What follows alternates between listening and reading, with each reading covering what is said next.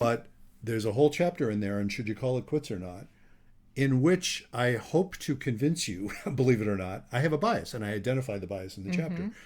If you're not absolutely sure you're dealing with a logical deal breaker, by which I mean there just isn't a solution without somebody changing something really important to them, Yeah. which they don't want to change. In other words, it's not about pathology, it's about a difference that you can't bridge.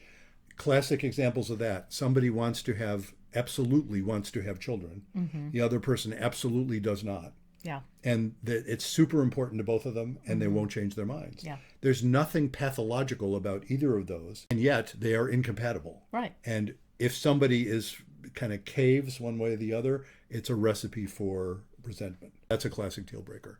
Another classic deal breaker, which I have, let's just say, a little personal experience with, is a male and female, and one of them discovers that, or determines that they're gay.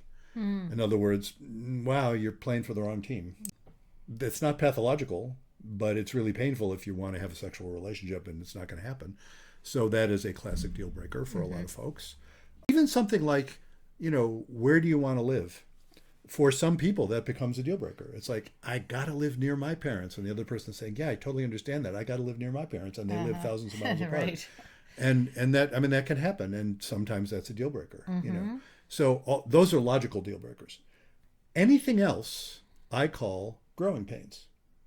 And if it's growing pains, that means in theory, you can grow to solve it. But what I do say about growing pains is if it's not a deal breaker, it's a growing pain. And if it's growing pains, don't split up too soon. But what I mean by too soon is before you've had a chance to learn what you need to learn, before you've had a chance to basically calm down, think clearly, work through it so that if you do end up splitting up, you're not doing it in a panic.